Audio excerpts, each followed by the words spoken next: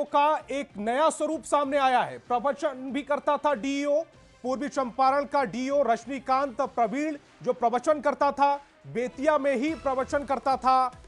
कुछ महीने पहले उसका एक वीडियो सामने आया, भव्य यज्ञशाला में प्रवचन करता हुआ इस वीडियो में दिखाई दे रहा है।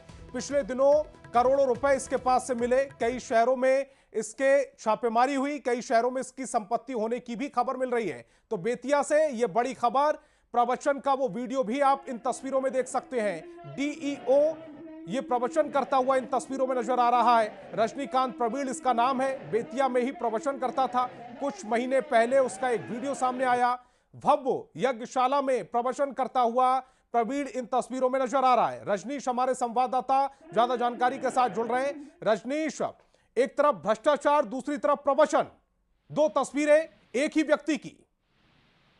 बिल्कुल, ये कहीं ना कहीं दो चेहरे जो हैं, रजनीकांत प्रवीण जो पूर्व डीईओ थे, इनका चेहरा सामने आ रहा है। और बता दें आपको कि इससे पहले भी शिक्षकों ने कई बार प्रदर्शन किया था, शिकायत की थी, लेकिन एक्शन नहीं हुआ। लेकिन जब स्पेशल विजिलेंस यूनिट की छापेमारी हुई है और जब पूरी चीजें सब सामने आई है, उसके बाद ये पता चल सका है कि रजनीकांत प्रवीण के जो कारनामे हैं किस किस प्रकार के हैं।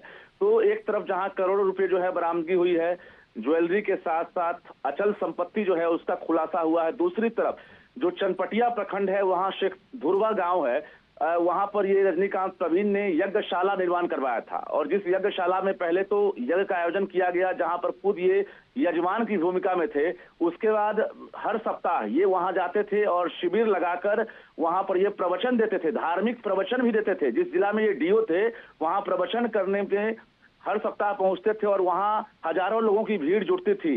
और इसके साथ साथ जो संगीत के टीचर होते थे, वो वहां प्रवचन के दौरान भजन गाते थे। तो कुल मिलाकर अब धीरे धीरे जो शिक्षक हैं, वो अब इनके जो अलग अलग कारनामे हैं उसको उजागर करने लगे हैं, जिससे ये पता चल रहा है कि लोगों के दिलो दिमाग पर किस प्रकार से रजनीकांत प्रवीण जो है जगह बना रहे थे, चाहे वो करप्शन का मामला हो या धार्मिक अनुष्ठान का मामला हो। जी रजनीश, इसे अगर शॉर्ट में कहें तो ऐसे भी कह सकते हैं कि जो उनके कपड़े हैं, जो उनका चोला है वो गेरुआ है, लेकिन उनके जो सारे कारनामे हैं वो पूरी तरह से काले हैं। बिल्कुल, हमने कहा कि इनके दो चेहरे जो है सामने आए हैं। रजनीकांत प्रवीण के कई जिले के ये डीओ रहे हैं, लेकिन बेतिया में इन्होंने बहुत ज्यादा जो है एक तरह से कहा जाए कि कारनामा कर दिया। और जिसकी वजह से चाहे वो लग्जरी गाड़ियों के शौकीन की बात करेंगे, ज्वेलरी की शौकीन की बात करेंगे, कई जगह पर जो है कई हजार एकड़ की बात हो रही है कि इनके पास जमीन की बात आ रही है।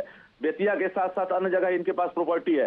तो अभी और धीरे धीरे खुलासा होना बाकी है, लेकिन इस चेहरे को दिखाना जरूरी है, क्योंकि जहां पर ये डीओ थे, जहां ये पकड़ाए हैं काले कारनामे में, वहीं पर ये प्रवचन भी करते थे और लोगों की भीड़ जुटाते थे। और इसके साथ साथ लोगों के दिल में किस प्रकार से जगह बनाते थे, और जो गलत कारनामा है उसको छुपाने के लिए जो शिक्षकों से अवैध रूप से उगाही करते थे, हाजिरी के नाम पर 30 से 50 हजार रुपए वसूली करते थे, उन पैसों को ये यज्ञ के नाम पर, प्रवचन के नाम पर खर्च करके दिखाते थे, जिसकी वजह से जो गलत कारनामे हैं उस चीज की वो चीज जो है दबी रहे। जी रजनीश, इस तमाम जानकारी के लिए आपका बहुत बहुत शुक्रिया।